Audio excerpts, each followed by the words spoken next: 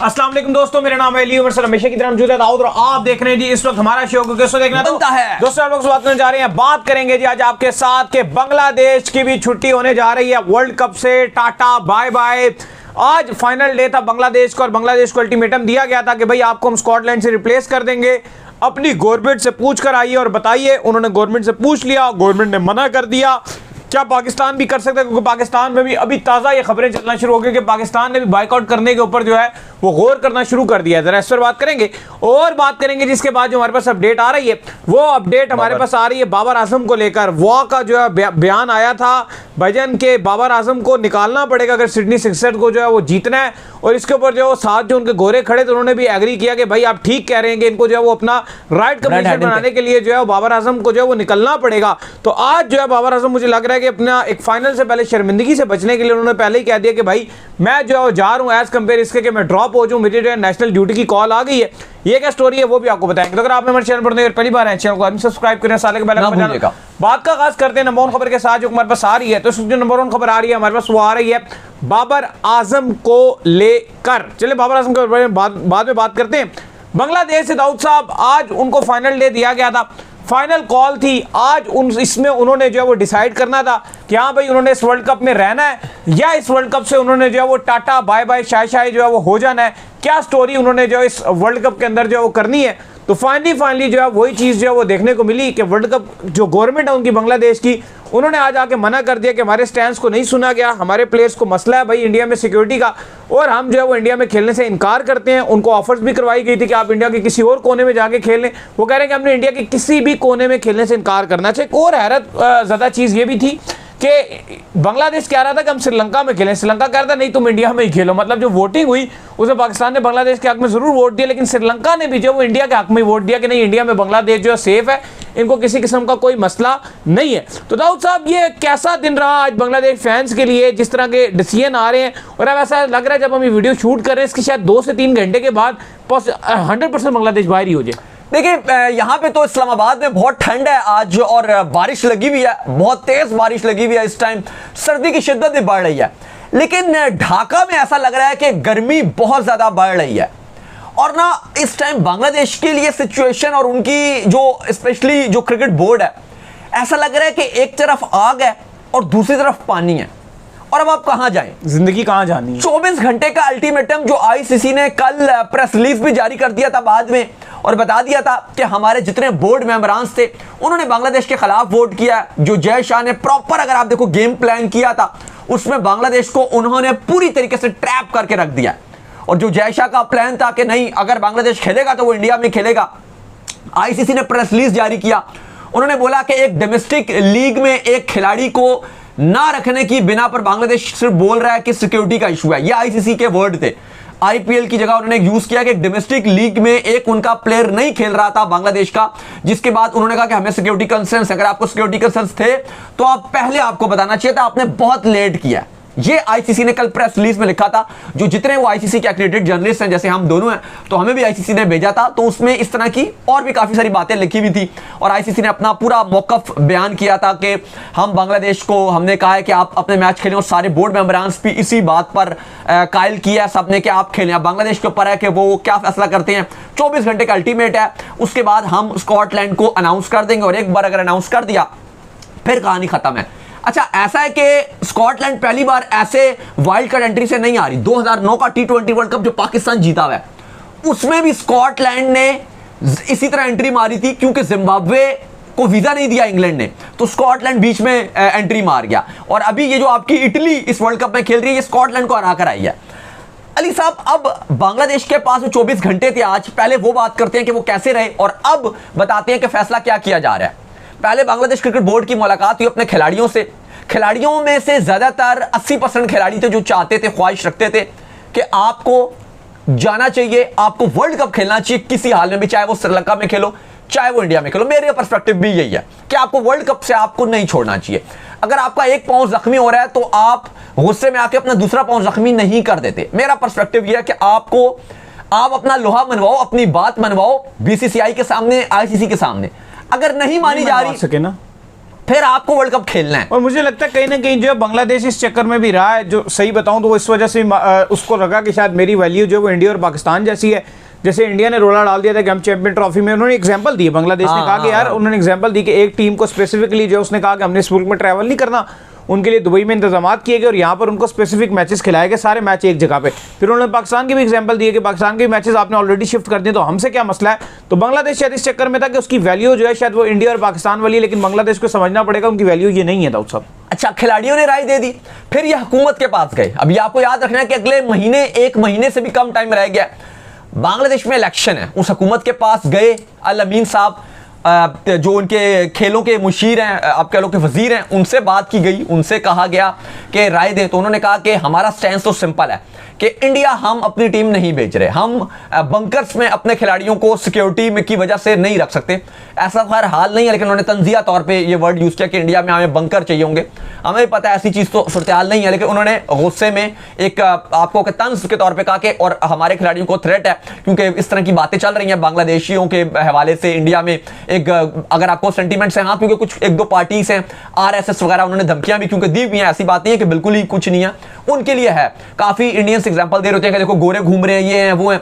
तो Bangladesh cricket board ने इस पे जवाब दिया कि वो गोरे शोरे घूम सकते हैं, बात हमारे लिए है। इंडिया और बांग्लादेश के मामला खराब है। मामला ये नहीं है कि गोरे घूम रहे हैं या बाकी 19 टीमों को इशू नहीं है, या चलो पाकिस्तान को हटा दो 18 टीमों को इशू नहीं है। इस तरह तो पाकिस्तान में भी हर टाइम इस्लामाबाद में गोरे फिर रहे होते हैं, लेकिन इंडिया नहीं आता यहाँ खेलने के लिए। वो नहीं आता, बाकी ऑस्ट्रेलिया भी आ रहा है, लेकिन इंडिया कहता मैं नहीं आऊंगा। चैंपियंस ट्रॉफी में सारी टीम हर टाइम गोरे फिर रहे होते हैं, पाकिस्तान नहीं जाता। जाता। बांग्लादेश ने ये एग्जांपल, इन्होंने कहा ये बात नहीं है कि वो 18 टीमें खेल रही हैं तो हमें भी मसला नहीं है, हमारा मसला और है, वहां पे हमें धमकियां आई हुई हैं। तो ये खैर बांग्लादेश क्रिकेट बोर्ड का जो उनके पर्सपेक्टिव है, उनकी हुकूमत है, उसका पर्सपेक्टिव हम आपको बता रहे हैं। अली साहब, अब सारा जो मामला था उन्होंने तो साफ साफ कह दिया। तो फिर बांग्लादेश क्रिकेट बोर्ड ने प्रेस कॉन्फ्रेंस की इसके ऊपर, उन्होंने कहा कि हम अपने फैसले पर कायम हैं। और जैसे ही उन्होंने ये प्रेस कॉन्फ्रेंस की ना अली साहब, तो फैसला हमारे सामने आ गया कि बांग्लादेश ऑफिशियली तौर पर इस वर्ल्ड कप से बाहर हो रही है। जाहिर है अभी आईसीसी को ये एक हतमी प्रेस रिलीज जारी करनी है, जहां पे वो बाकायदा तौर पर ईमेल करेंगे और कहेंगे स्कॉटलैंड को कि अब आप आ गए। और जहां वो मूवमेंट आ गया, जहां पे स्कॉटलैंड को अनाउंस कर दिया, वो ईमेल सेंड करना है कि उसके बाद फिर बांग्लादेश के पास दोबारा वापसी का मौका नहीं है। और अगर अगले दिन बांग्लादेश कहे भी कि नहीं मैं मान गया हूं, मैं आ रहा हूं, तो नहीं हो सकता, फिर आप नहीं आ सकते।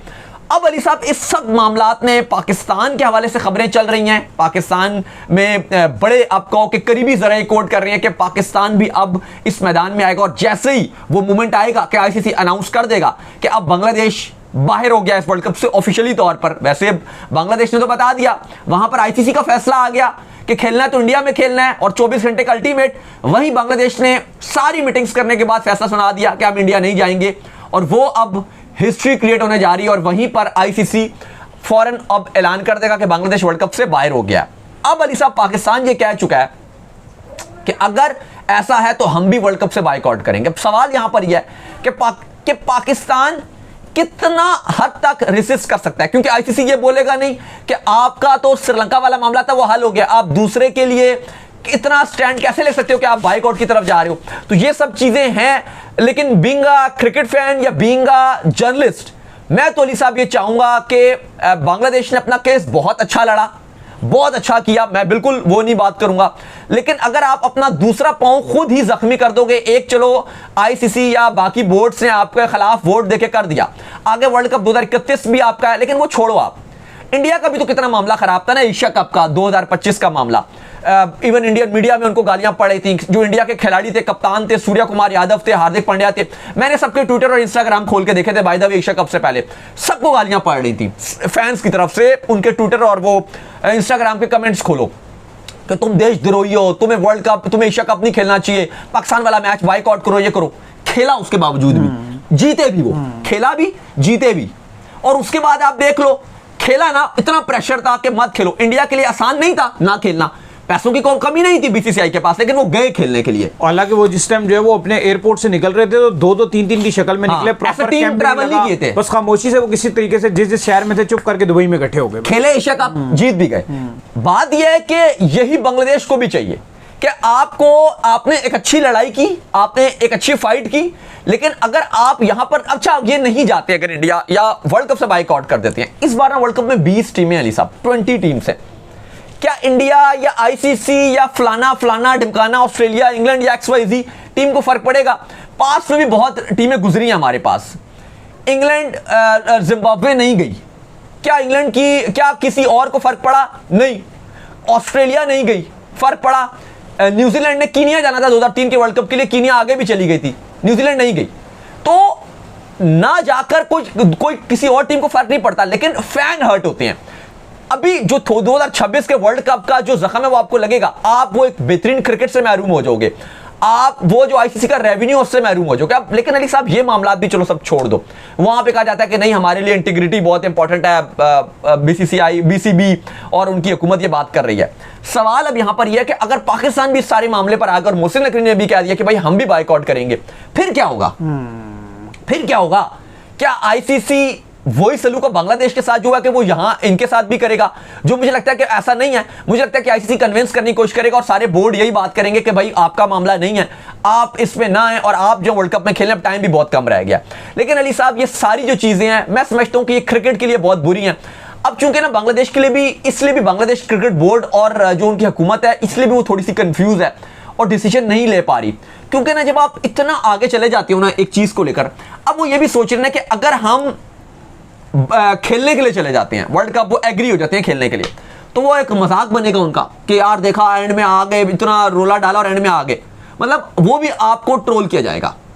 द मोमेंट बांग्लादेश अभी जो अपने फैसले पर स्टिक है और कुछ मिनटों में, ये कुछ घंटों में फैसला आ जाएगा आईसीसी का कि बांग्लादेश को रिप्लेस कर लिया गया स्कॉटलैंड से, फिर भी तो बुरा लगेगा ना कि यार वर्ल्ड कप हमारे हाथ से निकल गया। देखो मैंने तो जो इसके ऊपर रिसर्च की है और मैंने ये देखा है कि जो फैंस हैं वो सपोर्ट भी कर रहे हैं गवर्नमेंट को। ऐसा नहीं कि 100% गवर्नमेंट के खिलाफ हैं, वो कह रहे हैं ठीक है, लेकिन खिलाड़ी जो है वो चाहते हैं हम खेलने वर्ल्ड कप। यार मेरी बात सुनो, आप जो बात करो कि फैन सपोर्ट कर रहे हैं, बिल्कुल फैन सपोर्ट कर रहे होते हैं, लेकिन अब वो जो आपने बात की है वो तो 99 बल्कि 100% इंडिया पाकिस्तान के मैच में इंडियन फैंस की क्या राय होती है कि मैच ना हो और हम मैच देखेंगे भी नहीं। कितने लोग कहते हैं ये, लेकिन सारे देखते हैं।